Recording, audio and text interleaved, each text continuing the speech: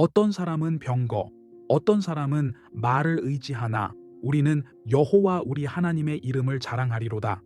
시편 20편 7절에 이 당당한 선포는 승리의 기준을 완전히 뒤집어 버리는 성경 최고의 승전 선언문입니다. 여러분, 사랑하는 가족이나 자녀가 중요한 시험을 치르러 갈 때 혹은 큰 수술을 받기 위해 수술실로 들어갈 때 그 뒷모습을 보며 어떤 마음이 드십니까? 대신 아파줄 수도 없고 시험을 대신 쳐줄 수도 없기에 우리가 할 수 있는 유일하고도 가장 강력한 일은 그저 간절히 비는 것뿐입니다. 오늘 우리가 만날 시편 20편이 바로 그런 마음입니다. 전쟁터로 떠나는 왕을 향해 온 백성이 눈물로 배웅하며 부르는 뜨거운 응원가이자 축복 기도입니다. 혼란한 세상 속 변치 않는 진리를 찾는 시간, 철학이 묻고 시편이 답하다의 다비드입니다. 지난 시간 시편 19편에서 우주를 묵상하며 영혼을 소생시켰다면 오늘은 치열한 삶의 전쟁터로 나가는 여러분에게 승리의 깃발을 쥐어 드리려 합니다. 스펙과 돈이라는 병거를 의지하는 세상 속에서 하나님의 이름이라는 무기를 든 자가 어떻게 이기는지 그 가슴 벅찬 승리의 비결을 함께 나누겠습니다.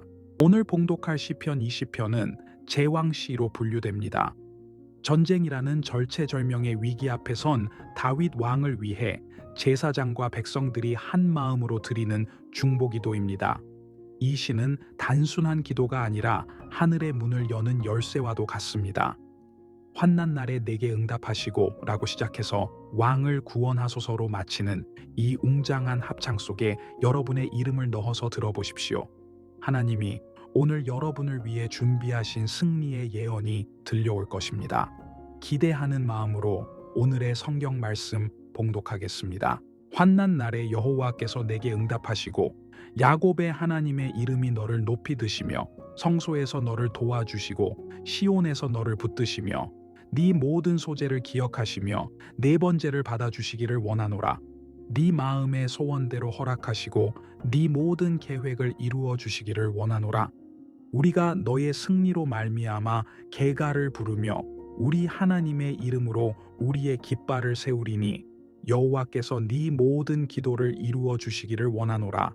여호와께서 자기에게 기름 부음 받은 자를 구원하시는 줄 이제 내가 아노니 그의 오른손에 구원하는 힘으로 그의 거룩한 하늘에서 그에게 응답하시리로다. 어떤 사람은 병거, 어떤 사람은 말을 의지하나 우리는 여호와 우리 하나님의 이름을 자랑하리로다. 그들은 비틀거리며 엎드러지고 우리는 일어나 바로 서도다. 여호와여 왕을 구원하소서. 우리가 부를 때에 우리에게 응답하소서. 아멘. 시편 20편은 듣기만 해도 가슴이 뭉클해지는 축복으로 시작합니다. 1절을 보십시오. 환난 날에 여호와께서 내게 응답하시고. 여러분, 인생을 살다 보면 예고 없이 환난 날이 찾아옵니다. 여기서 환난은 히브리어로 차라인데 좁은 곳, 구석의 몰림이라는 뜻입니다. 사방이 꽉 막혀 옴짝달싹할 수 없는 막막한 상황을 말합니다. 그런데 성경은 환난이 없을 것이다 라고 말하지 않습니다.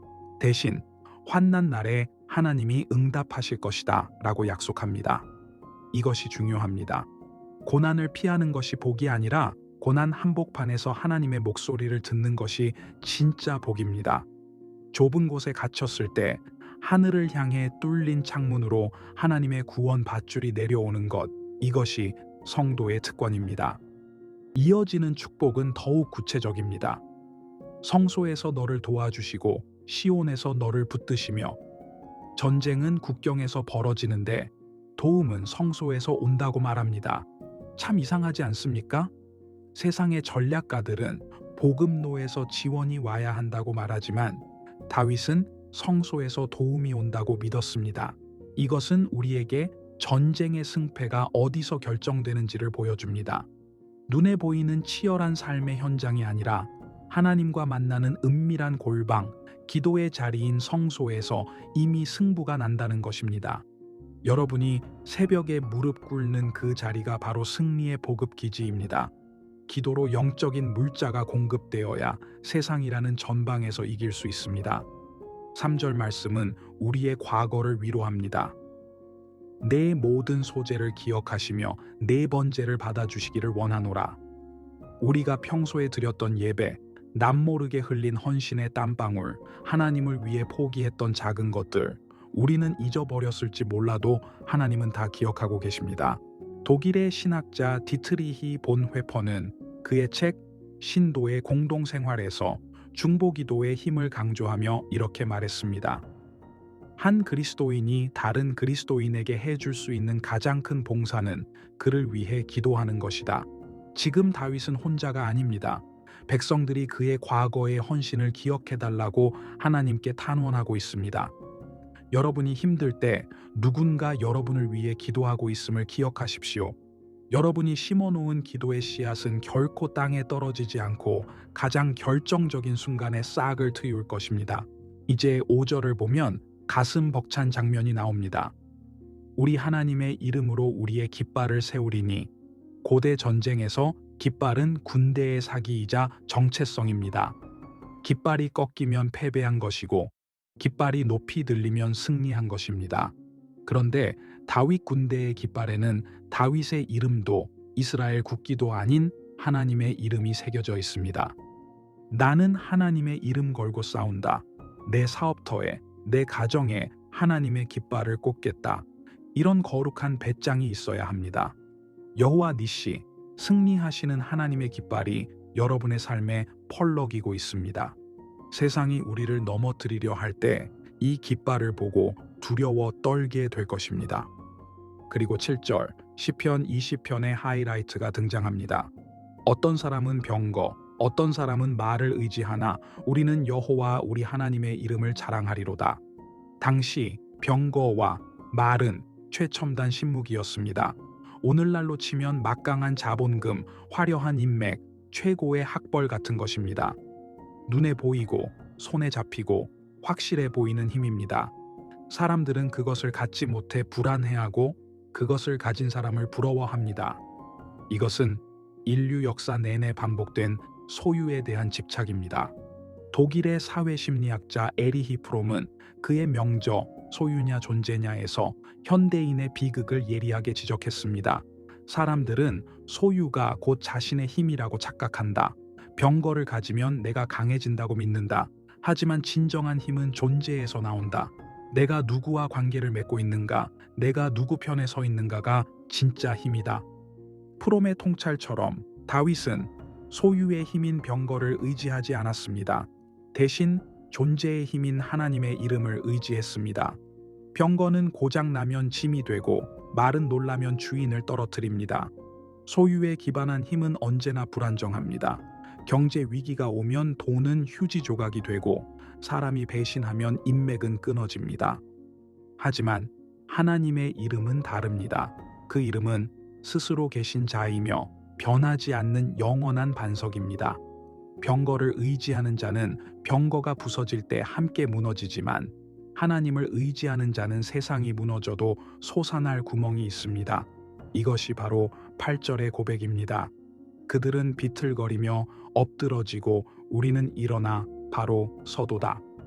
사랑하는 여러분, 여기서 일어나 바로 선다는 표현은 오뚜기 같은 회복 탄력성을 보여줍니다. 세상의 힘을 의지한 자들은 한 번 넘어지면 재기 불능입니다. 병거가 박살났기 때문입니다. 하지만 하나님의 이름을 의지하는 자는 넘어질 수 있습니다. 실수할 수도 있습니다. 그러나 아주 엎드러지지 않습니다. 우리를 붙드시는 손이 보이지 않지만 강하기 때문입니다. 우리는 종종 세상 사람들 앞에서 초라함을 느낍니다. 저 사람은 저렇게 좋은 차를 타고 저렇게 든든한 백이 있는데 나는 가진 게 없네 하며 위축됩니다. 그러나 오늘 시편 20편은 우리에게 선포합니다. 부러워하지 마라. 그들의 병거는 곧 녹슬고 그들의 말은 곧 늙는다. 하지만 네가 가진 하나님의 이름은 영원히 빛난다. 여러분은 세상이 가지지 못한 비밀 무기를 가진 사람들입니다. 바로 기도라는 무기, 그리고 하나님의 이름이라는 방패입니다. 골리앗은 칼과 창과 단창으로 나왔지만 다윗은 만군의 여호와의 이름으로 나갔습니다. 결과는 어떠했습니까? 이름이 칼을 이겼습니다. 영적인 권세가 물리적인 힘을 압도했습니다. 오늘 여러분이 싸워야 할 전쟁은 무엇입니까? 먹고 사는 문제입니까? 자녀의 진로입니까? 아니면 질병과의 싸움입니까?